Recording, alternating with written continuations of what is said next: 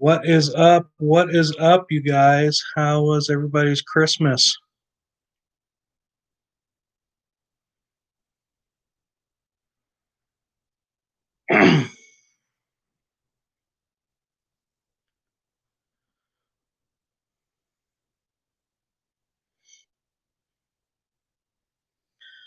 What is happening? What is happening?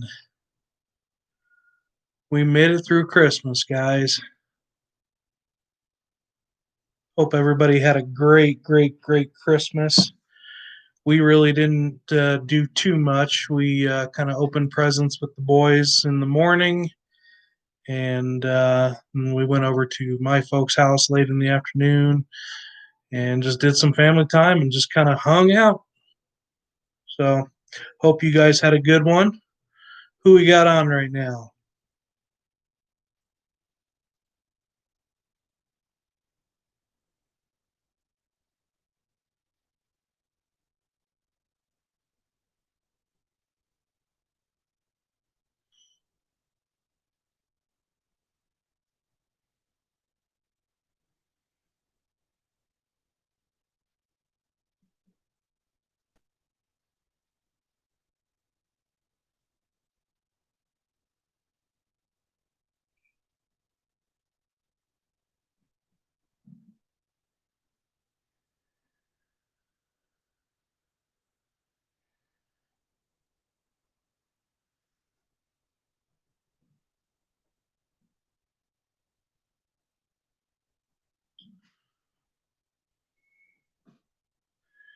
Waiting for a few more people to come in and we'll kind of get started.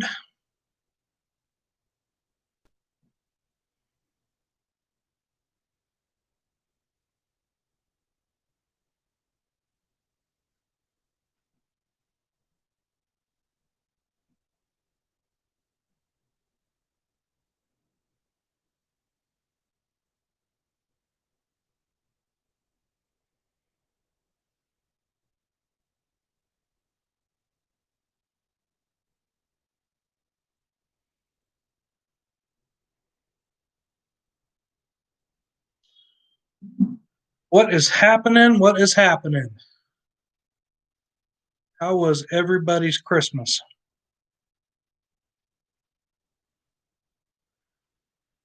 Hope you all had a good Christmas. Seems like it comes and goes so quickly, but hope you all had a good one.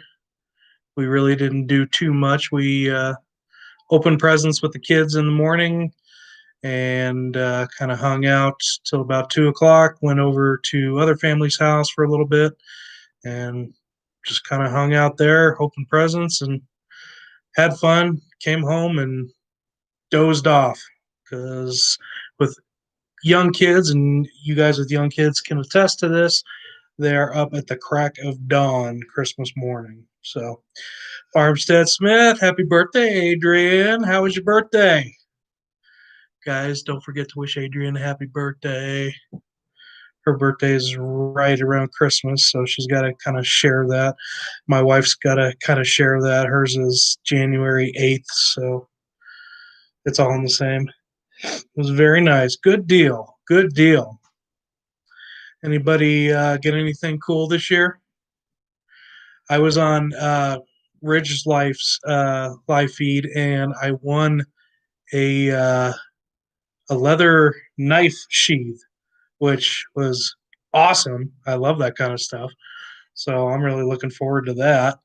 So, guys, now that we are kind of coming to the end here, Sheila, I had a grandson born this morning. Congratulations. That is awesome. Is this your first grandchild or adding on to the family? So, now that the holidays are kind of coming to an end, third, that is awesome. Um, we are starting to think more about what we want to get prepped for the season. I don't know about you guys, but as soon as the holidays are done, my first reaction is I want to get outside and plant something, and which is kind of torturous because you got a good 4 or 5 months before really you can get out there. So Um, one of the big things we're doing right now is just trying to build the soil as much as we possibly can. We're getting out there with manure, with some chicken bedding with the poo in it, which is great. So other computer stuff. Oh, you got a Roomba and a Nest thermostat. So I used to be in HVAC, and I love Nest thermostats. Those are so cool to have. You can literally drive around and have it turn off when you're at a certain point, which I'm sure you already know that. So that is awesome. And Sheila, so third grandchild. That is so awesome. Esther's Gardening Adventures. Hello, how the heck are you? I hope you're having a great day. We're talking today about post Christmas hangover and kind of how everybody did, what everybody got. Um, I was saying Adriana Farmstead Smith had her birthday, so wanted to have everybody wish her happy birthday. So, yeah, so in the soil, really best thing I think to do right now is get out there, try to get as much organic matter as you can into that yard, and uh, give it a chance to break down. Um, that's something that seems like it takes forever in the winter, but trust me, you'll definitely see the rewards for it in the spring. And right now, kind of wanted to give you guys a little teaser about the next video we got coming out. We are going to be touching upon microgreens and how easy it is to actually grow at your house. And kind of wanted to show you guys here just kind of my little experiment that I got going on here. This is alfalfa sprouts and broccoli sprouts. These guys are coming up very, very nicely. You can definitely tell which is which. I kind of split them up there, but microgreens are definitely something that's very, very good for you. I've been slaving away in the kitchen today and kind of making homemade chipotle bowls, I guess, if you will. I don't know if you all have chipotle where you're at, but it's like pretty much my favorite thing in the world. And those microgreens are great for putting on top of those burrito bowls. So, Sheila, ready to try sprouting? You can do it. I'm telling you, it is a lot easier than what people made it out to be. Um, I'll put out a video tomorrow that kind of shows the process behind it, but there's really not a lot to it. I mean, you got a medium, you got something that you can put it in. This is an old salad container. That's all it is. And put a little bit of medium down there. You put your sprouting seeds down, you wet it, you cover it. What I did was I put it right above our refrigerator, and because there's a nice little warm area there from the compressor that comes up from the back there, and just kind of heats it a little bit, and not too much. It's just enough to get those sprouts going, which is awesome. Uh, yeah, it's my addiction as well. I gotta keep growing something. Gotta keep growing something. Farmstead Smith, we're still eating our turkey dinner leftovers from Christmas. I can't do turkey anymore. I just can't. I did it for Thanksgiving, and I don't know. For me, I guess turkey's just a one time a year kind of thing, and after that, nah. We actually, you know, what we ended up doing? We actually made homemade egg rolls. Our tradition in our house is we got to do Chinese on Christmas Eve. Don't ask me why that's a tradition, but it is. We got to have Chinese. So we actually did homemade egg rolls, and they turned out fantastic. There were no leftovers, which is awesome. Esther's Gardening Adventures. Hubby got me a gardening apron that has a pouch for holding veggies as I harvest them. Nice. And he got me an outdoor rain gauge with solar lit globe and a hummingbird on top. That is cool. See, and that's the kind of stuff that I like getting, to be honest with you. I mean, it's something that you can put out there, and it's something that we look forward to all year round. And I mean, when we're in this time of year where there's not a lot of growing out there, we're thinking about what we're going to do next year, and we're planning out our garden, plain and simple. Um, what are you guys planning on doing for your gardens this year? just kind of wanted to open it up to the forum here and see what you guys wanted to plant, what you enjoyed planting. What are some of the things you want to grow? Do you guys have anything new that you want to grow this year? We ordered wings from Buffalo Wild Wings. Oh, Buffalo Wild Wings. Oh my gosh, that's a really good tradition too, Esther. I'll tell you right now, that is a great one. Sheila, our family does sushi rolls and stir fry for Christmas. I'm telling you, I just something about that for Christmas Eve is just it's perfect. I mean, we did lo mein last year. This year it's egg rolls. It's just it fits. I don't know why, but it does. I can't think about it yet. It's so far. Oh, for planning ahead. Yeah, I get it. I get it. We're already thinking about some of the things we want to do differently. Last year, we have a garden bed that's kind of like a triangular shaped one that meets on both sides of the fence. We lovingly call it the nacho chip. Last year, we just had some flowers that did okay, but I really think it could have been a lot better. I think this year we're going to grow some mammoth sunflowers. Now, if you guys don't know anything about mammoth sunflowers, those suckers get around, I'm willing to bet, 10 feet tall, close to. We did have one that was about 10 foot um, this past gardening season. But we're going to put a bunch of those out there. I think we're going to do some glass gem corn. I don't know if you guys have heard of glass gem corn, but it's a flint corn, so it's not an edible kind. But when you open that up, I mean, you just get this array of color in the corn, which is so awesome. There's a video that we did of our harvest from last year, and it was probably the funnest thing we got to grow. So we're definitely going to do that again. They're mammoth. Yes, hence the name mammoth. Yes, absolutely. And oh, and we have Mrs. Fleetwood Patch in the back there.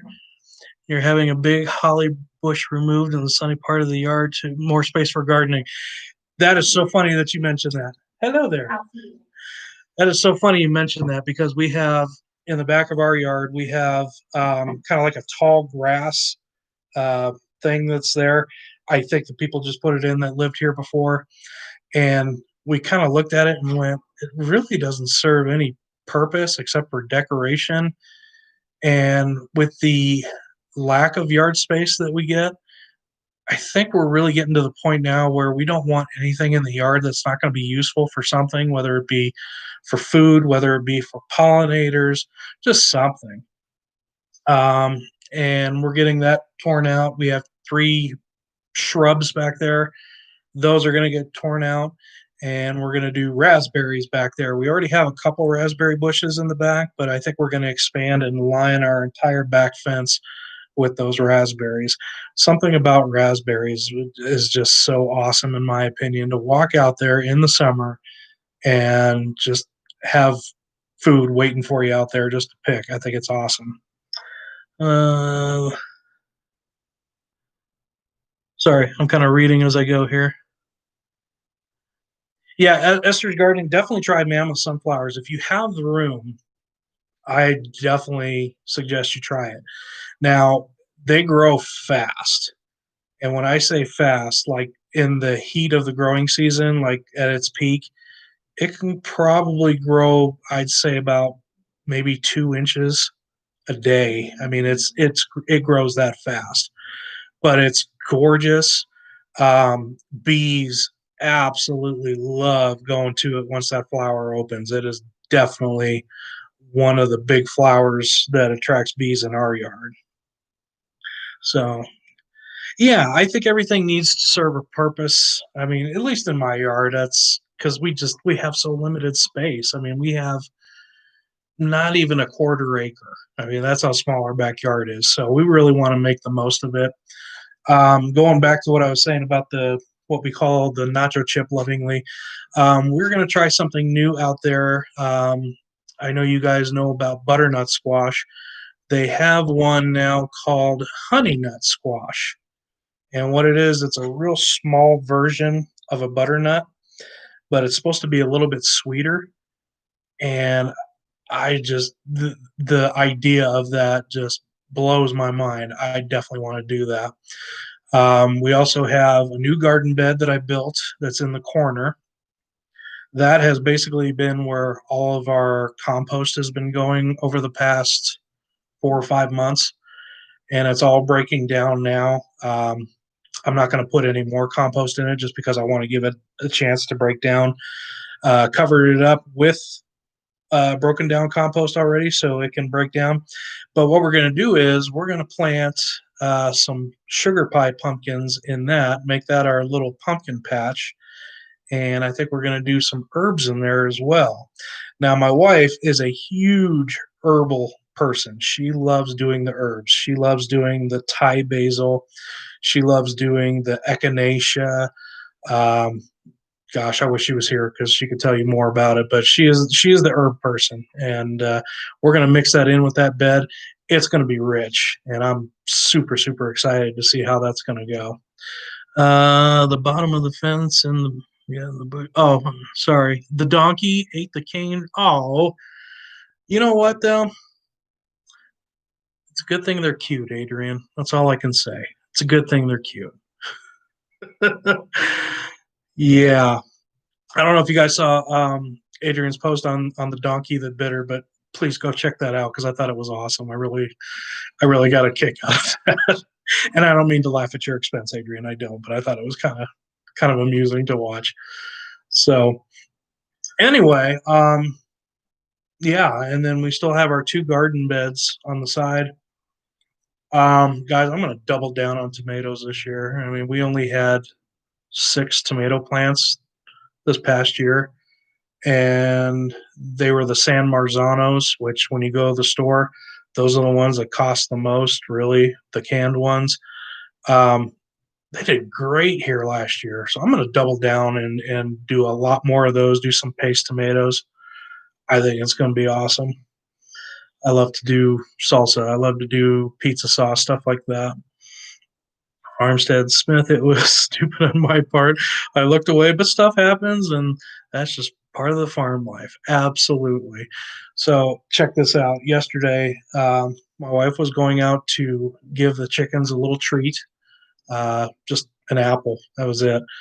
And I don't know if they recognized it and considered it like chicken crack or what, but she went up to the door, and I mean, just reached out to the door, and one of the chickens ran up, saw the apple in her hand, and pecked her hand. And I mean, it pecked her pretty good. Like it didn't draw blood, but it was to the point where she kind of jumped back a little bit. So, yeah, those animals can get a little overzealous sometimes when it comes to feeding. I don't know what it is. I'm debating whether to give up on squash next year. Pests are so bad here.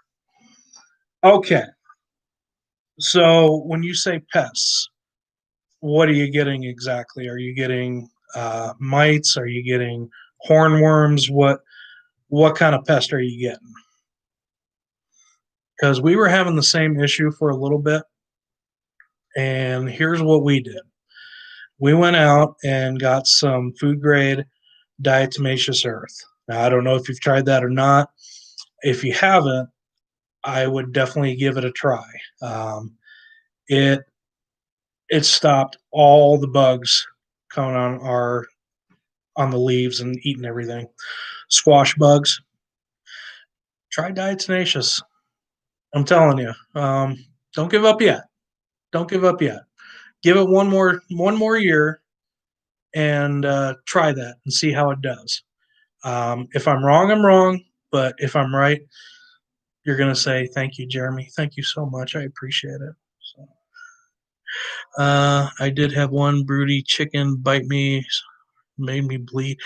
It made you bleed. Wow. Well, I've never had a broody hen yet, so I don't know what to expect on that. I've seen videos though where I mean it sounds like a velociraptor getting ready to pounce on you. So yeah, we actually, and we're excited about this. Right now, out of our 6 chickens, we only have 2 that are laying. Both of them are barred rocks. So we have 3 barred rocks and we have 3 Easter eggers. And we got the Easter eggers because we really want some colored eggs. We got the bards because I knew they'd be producing just because they're such a hardy breed, especially for our area. And but we haven't seen anything out of anybody except the bards. Yesterday, we had one of the Easter eggers come out of the run, and I went up to pet her, and she did a little squat thing like this. And I about did a double take, and we got super excited because usually that's a sign that they're getting ready to. I don't know if she is for sure or not, just because of there's hardly any daylight right now. But yeah, I hope so, Adrian. I hope she's going to lay soon. Man, we want her to really bad. And then the other Easter egger um, went in the nesting box and was scratching around like crazy. Now, she didn't lay an egg, but she was scratching around for quite a while. So I don't know if that means she's testing the waters or if she was just playing around or what, but I want colored eggs really bad. That's why. We also just did an order that's going to be arriving in March for the black copper Morans, and those guys lay like a dark chocolate egg. I love those. So our big goal is obviously, we got the regular brown eggs. We want to get blue, maybe green out of the Easter eggers, and then a real dark chocolate. So we want that rainbow colored. Um, I'm really hoping we can get some good eggs out of those girls. Hello from Northeast. Hello, PH Homestead. How was your Christmas? Hope everything is going well. I'm kind of reading. Sorry, guys. I kind of scroll down as I'm reading here.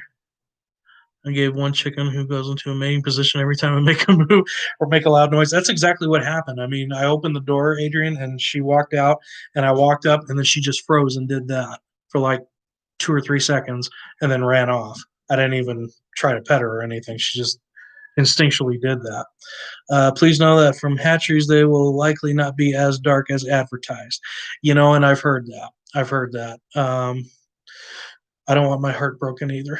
I want my chocolate egg, but you know, we've gone this far with these chickens, and now we're kind of hooked. I think it's really true what they say. Chickens are kind of the gateway to the homesteading life, and it really didn't take us long to get to a point of, yeah, I think we could do chickens. And when we got them, we were just like we were hooked. We were totally hooked. We had 8 originally. They sent us 2 extras. Had 8 originally, and they all survived. But we had an instance where one of the doors on the coop broke, and big mistake on my part. I thought if I wedged a piece of plywood in between there, in between the opening, that that would all be fine. And it was for a good 3 or 4 weeks. And then one morning, woke up and saw all the chickens out in the yard, saw the plywood knocked over, and there were feathers all over the yard. So, unfortunately, I think what happened was a raccoon got in there and got 2 of the girls, which really was kind of sad because it was one of them was my wife's chicken. It was a beautiful white Easter egger, and it was a sad deal. But I'll tell you, it you definitely learn really quick um, that you got to really secure those girls up really well because it's amazing the things that'll try to get in there. Okay, guys, I'm kind of catching up on chat here. They are a gateway. Absolutely, they are. Come on. Who's not going to fall in love with baby chicks? They're awesome. Uh, um, well, luckily for me, our city doesn't allow chickens in residential properties. That stinks. I don't understand that because we have neighbors that are right next to us, and no joke, they have 5 dogs, boxers. And those of you that know boxers, bark like crazy. So I don't. That doesn't make sense. Why they would allow five? I'm sure in your area they'll probably allow dogs out there like crazy to bark at all hours of the day, but no hens. That's interesting. Good here. We had rain. Oh, we had rain for Christmas that melted, and 3 feet of snow we had the week before. Wow, um, that is insane. We haven't had that much snow here. Gosh, I'll bet it's probably been 3 or 4 years since we've had that amount in one storm. Um, it was probably a boy. I think I missed that, Adrian. Sorry. The white Easter egger. Oh, the white Easter egger wasn't a boy. It was definitely a hen. But she was the one that was the smallest, and I think the raccoon just got her. Along the River Homestead. Good afternoon. How in the world are you? PH Homestead, where are you located? We had four. Gosh, where are you guys located? Were you getting 4 feet last week? I'm willing to bet you're upstate New York. Am I right? Or somewhere up north like Montana or something like that. Am I close? I just want to see in the garden here. Upstate New York. Yep, I knew it. I knew it. So I went to upstate New York years ago, and it was in the fall, late fall, and it was Syracuse basically. I said, "When do you guys expect your snow?" And they said, "Any day now." And I just kind of chuckled because it didn't look like it was warm. It didn't look like it was going to snow that bad. And they had a big northeastern come down off the lake, and I learned the phrase "lake effect" snow, and it was about 2 feet of snow going to the airport about 2 days later, which blew my mind. Yeah, you guys in upstate really get hit hard. 20 minutes east of Sarasota Springs. I don't know if I've ever been to Sarasota, but yeah, for some reason we just don't get. We get cold and we do get snow for sure, but we don't get the big dumpings. Um, I've lived in Colorado since 1982, guys, which kind of shows my age. Um, but I'm kind of sick of snow, to be honest with you. I don't want to do snow anymore. Um, I plan on actually moving out to Adrian's area out there in Oregon and kind of checking out the Pacific Northwest and see what we can do out there. Now I know Adrian probably gets snow in her area because she's a little more east from the coastline. But Farmstead Smith, have a great week. Thank you so much for dropping by. I appreciate it. So yeah, so what we were going over before, guys, I wanted to show this again. Start growing some microgreens. Right now, it is the perfect time of year to be doing that. We got nothing going on outside. Get an old salad bowl, get some sprouting seeds, get a growing medium, cover that sucker up. I will be doing a video on this, probably be releasing it tomorrow, but these are great. These are absolutely fabulous to have. You can put them on anything. You can put them on breakfast. You can put them on dinners. We're actually going to be putting them on our homemade chipotle bowls that we made, chipotle chicken bowls. So, um, there's one other thing I was going to ask you guys, and I can't remember what it was. I don't remember. Oh, flowers. What are you guys doing for flowers next year? And I realize that we're way, way, way off from growing season, but I think it's good to talk about it because it's just something that kind of keeps us motivated and pumped and wanting to do this. Esther's got, I love growing sprouts for sandwiches and salads. Yeah, so really, I think the easiest sprout to grow that I've found is definitely alfalfa sprouts.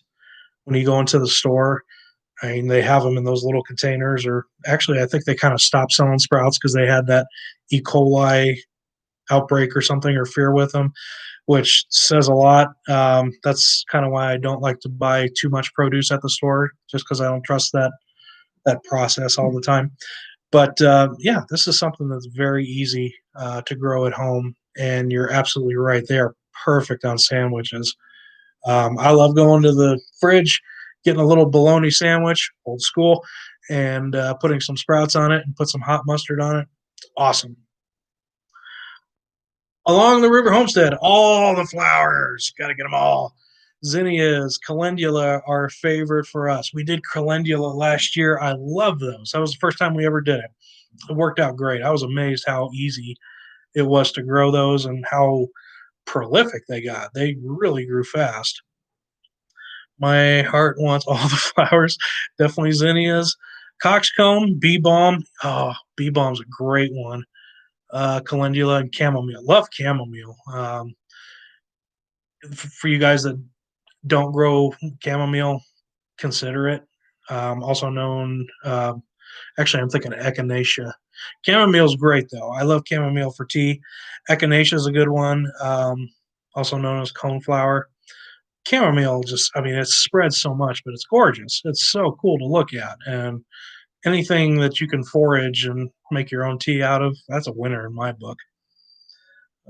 Borage. I don't know if I've ever grown borage before. No challenge yet. Haven't got the courage to be. PH Homestead, you're not on YouTube? I thought you had a channel. Huh. Well, you should definitely get a channel going, my man. Kim R, hello from Texas. How are things in Texas? How is the weather down there? We just had a couple people talking about how they had 3 and 4 feet of snow. I highly doubt that's what you guys got in Texas. So, other than that, guys, what else is going on this week? How was your Christmases? Did we get anything cool for the garden? We had a couple people talk about how they got a couple rain gauges and things like that for the garden. I'm kind of curious to see what you guys got.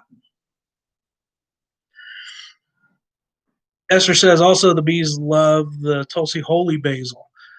Holy basil is awesome. It's got the purple flowers. Is that the one that we were talking about? Purple flowers, and it turns into a small bush of flowers and herbs.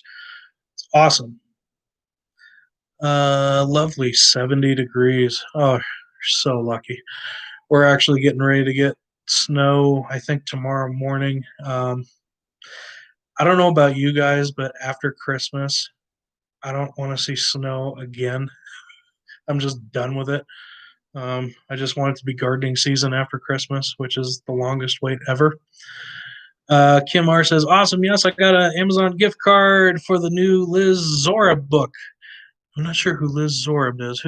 Inform me on that. I'm not quite sure who that is. Speaking of Amazon books, guys, I don't know if you've pre-ordered it or if you know about it, but Jess from Roots and Refuge Farm, big friend of this channel, is putting out a book in February, and we've already got that on pre-order. Um, she pretty much goes from the very beginning, which is awesome. I think that's kind of something that we all need to have is just start from scratch. Even if we're the most seasoned gardener out there, it's always good to kind of start from the very beginning and kind of do that. Kim R, amazing YouTube channel from UK. Longest wait ever. Yeah, it is the longest wait ever. Um, our last frost date here is May, mid-May, something like that. So we only got 5 months left. That's it. Just 5 months. Yes.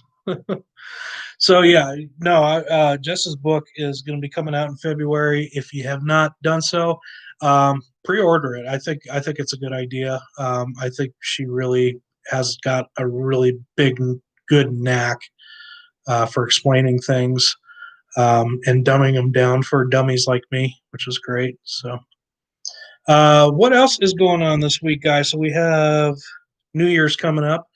Anybody ready to be done with 2020? I am. Yeah. Along the River Homestead, May 17th here. Yeah, it takes forever.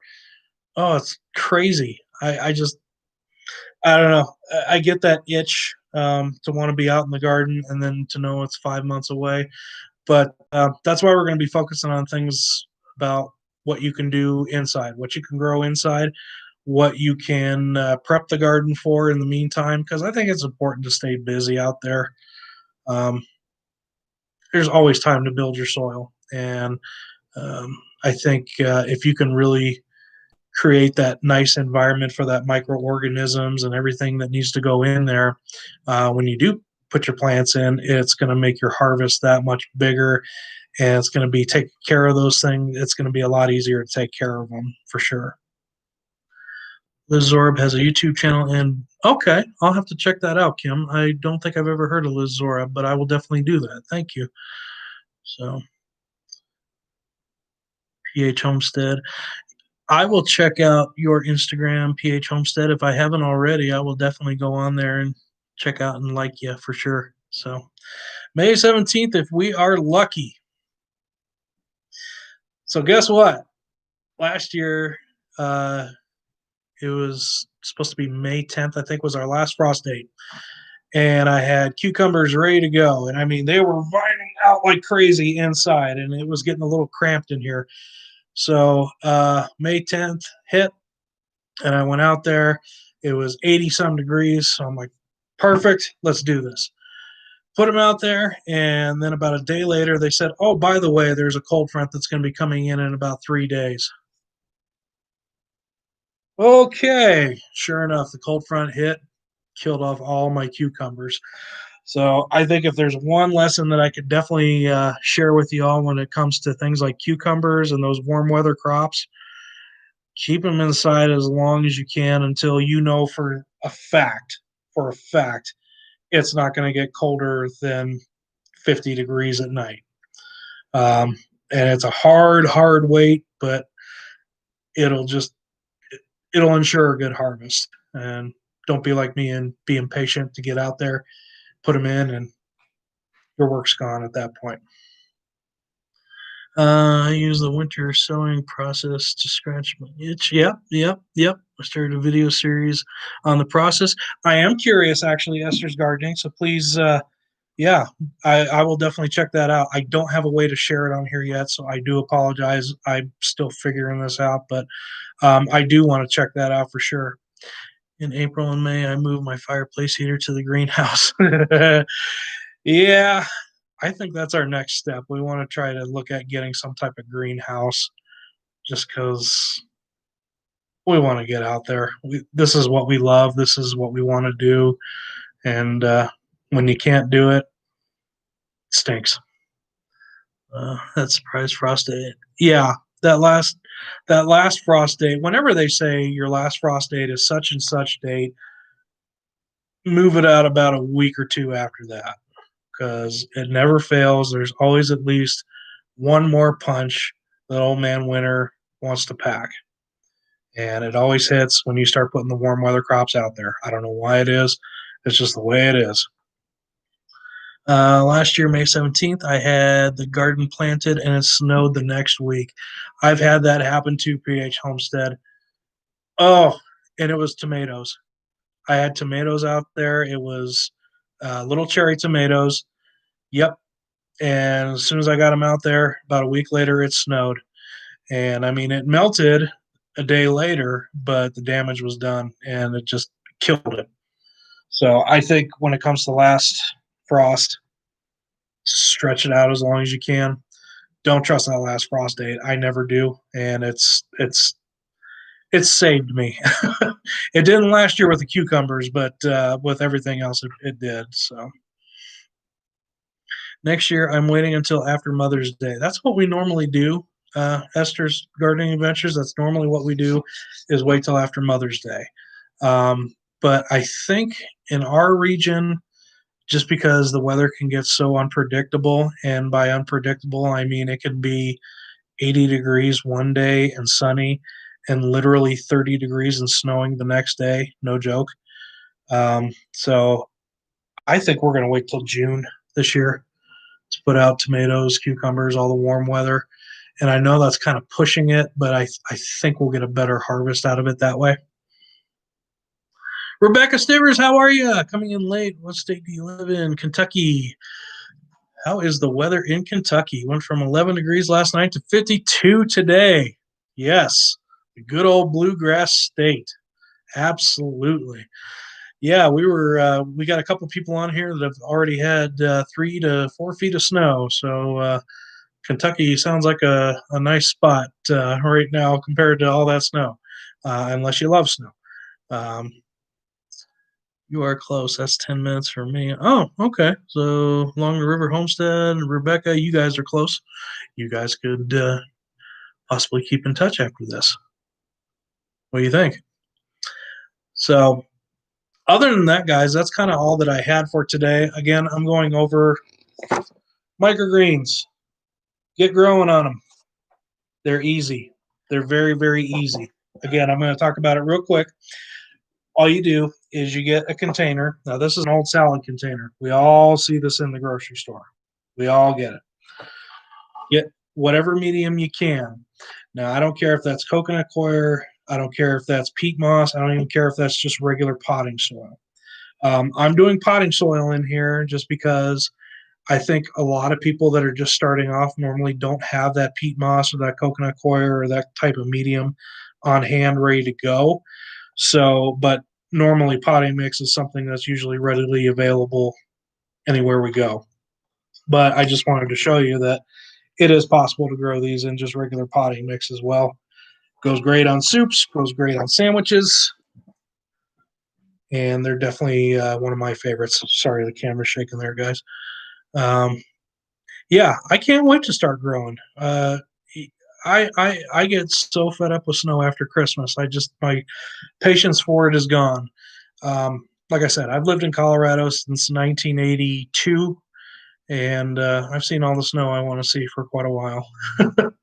And so we're definitely going to start getting impatient for gardening season after the new year. Speaking of New Year, wanted to throw another thing out for you guys. Uh, Put something in the chat. I want to hear what some of your guys' goals are for gardening in 2021. Do you want to start preserving more? Do you want to grow different crops? Do you want to increase what you had before? Um, what do you want to do? What are you looking to do that'll kind of help you guys out in the garden and make it more enjoyable for you? Us with short seasons always get the itch. Yeah, we always get the itch when it's a short season. I mean, when it starts getting consistently above 70 degrees, I mean, what do you see when you walk outside? You see people outside like crazy. I mean, it's like people coming out of hibernation. And that's really kind of how it feels when you're in winter for a long time. It's like you're literally coming out of a hibernation because really you're leaving your house for what? Going to the store and going to work and taking the kids to school, and that's it. You're not really out there too much for recreation. But again, guys, I will encourage you, get out there and try to do whatever you can to amend your soil. Get some compost out there. Get some wood chips. We went out to a lady's place not too far. It was maybe about 15 minutes away from here, and she had a horse barn, and she had a bunch of sawdust and horse poo just sitting there. So, and she wasn't going to charge us a thing for it. So we just went out there with shovels, got as much as we could, and dumped it out there. It is breaking down beautifully right now, and I'm telling you, you're going to see massive rewards from it. So, yeah, Rebecca, I love getting my hands in the dirt. I think it's therapeutic. Um, it just makes me feel like I'm really doing something, that I'm creating something. That's what I love about the gardening. Uh, the whole thing about gardening in general is that it's something that I'm creating, and it's something that I'm putting out there. Now, granted, yeah, you're throwing caution to the wind because you don't know what the weather's going to do that year. But I just think it's one of the most therapeutic things that I think there could be. Um, Sorry, guys, I'm catching up here. Riverstead, my goal is to be more consistent with garden life. Often gets busy, and I put it on the back burner towards the end of the season. Okay, so I get that. You're out like crazy, and you're trying to get time in the garden, but there's just so much going out there.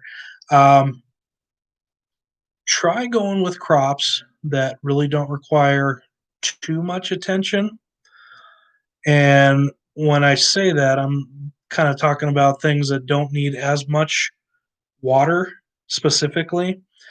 And if you prep ahead, and you can get that planted in there, and you could build some type of shelter for it or something if you get hail or whatever your weather's like there, um, you won't have to go in the garden as much as you think.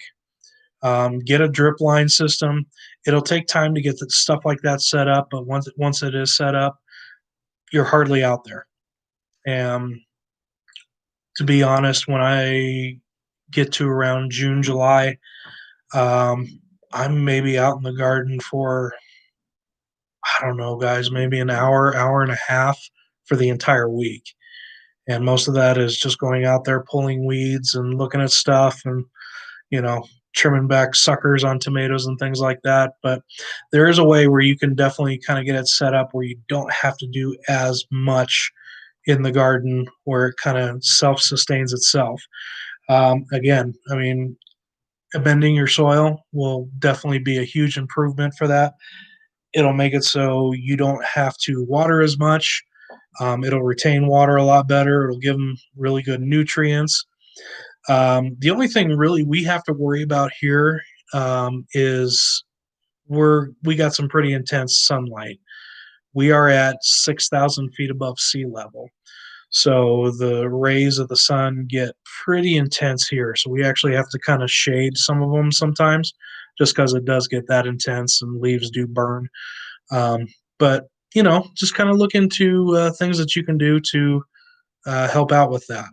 Shade cloth, build a little bit of a greenhouse. Go back in one of my videos, guys. I show one where it's a little pot. And all I did was I took those tomato stakes, those green tomato stakes, I bent it in half, and kind of did like a little teepee section up on that pot, and then we took a clear plastic trash bag and put it over there. And all of a sudden, boom, you got an instant greenhouse, which is great. And that's not something you really need to watch over too much, to be honest with you. If it's on there tight enough, you really don't have to worry about watering it that much because, I mean, it just stays so humid in there that water's not going to evaporate very quickly. So sorry, guys, I'm going up here again, catching up on everything in the chat. We used sprinklers last year, and it was amazing. Drip line is next year for us, as we should finally own our own homestead. That is awesome. Good for you. We put bigger projects on hold till we know we're going to buy the property. Yep, that's very smart to do. Drip line is, I think, a really, really good way to go. This year is going to be the first year where we're going to do a drip line, and I think it's going to conserve a lot of water, but it's also going to get to those roots a lot more efficiently versus just spraying water all over. Especially if you have tomatoes, you really don't want to get those leaves that wet, guys. Especially if you're in a high humid climate, you don't want to get those leaves wet. They'll shrivel up real quick, and yeah, you'll be getting problems with that. Drip line is definitely a good way to go. So, um, so you said you're getting a homestead. So is that in Kentucky? I'm sorry, along the river homestead. You're in Kentucky, right? Yeah. Little things in life when you're excited about a drip line. Ain't that the truth? We get excited when we get pots. We get excited when we get horse manure. That's weird. I'm excited. I got horse manure. Who would have thought that would have been something exciting? But it's true because I know it's going to be something that's going to be great for the garden. I know it's something that it's going to make it that nice utopia out there. Oh, okay, that's right. You're in New York. Um, Man, I'll tell you, that's probably our dream, um, long term goal is we want to get something where we have that land to grow something. I'd love to have a homestead, guys. I really would. Um, right now, we have little children that are attending school nearby. So that kind of gets put on hold when you have stuff like that going on. But I think as they get older, um, I've said this many times, I think we're going to head to the Pacific Northwest look at Oregon and see if we can get out there. Um, there's a really good channel if you guys haven't checked it out before. It's called Food Forest Living. Check them out, Food Forest Living. And I really enjoyed their channel. They really do a lot of the back to Eden gardening. They do a lot of natural homeopathic remedies and stuff like that. Really great channel. I really enjoy watching it. Um, I really admire what they're doing up there. Poop and dirt, nothing better. Absolutely not. I mean, come on. One man's caca is another man's gold, right? uh, we only have an acre, but our acres, yeah. I mean, an acre's to me, an acre is huge. Would love more land, but yes, our property is just, yeah. I mean, that's your utopia. I mean, no matter what's going on in the world, when you walk out there and you're in your space and you see what you've created and what God has helped you create, it's gorgeous. I mean, there's no better feeling, in my opinion, than to be out there and to see that. So, okay, guys, I'll tell you what, we are reaching the 50-minute mark. So we're going to be kind of cutting this off here pretty soon. Um, yeah, I hope you guys have a great week. Thank you so much for tuning in. I really, really appreciate it. We'll be doing our live streams just to kind of give you a heads up bi-monthly. So every other Sunday at is what is 3 o'clock our time, 5 o'clock Eastern Standard Time. So with that, thank you guys so much. Look for our video we're going to be putting out tomorrow for microgreens. Start getting some microgreens going, guys. It'll fill that void while you can't get in the garden yet. It's a good, great void to fill. So you guys have a great week. Thank you so much for tuning in. I'll talk to you later. God bless.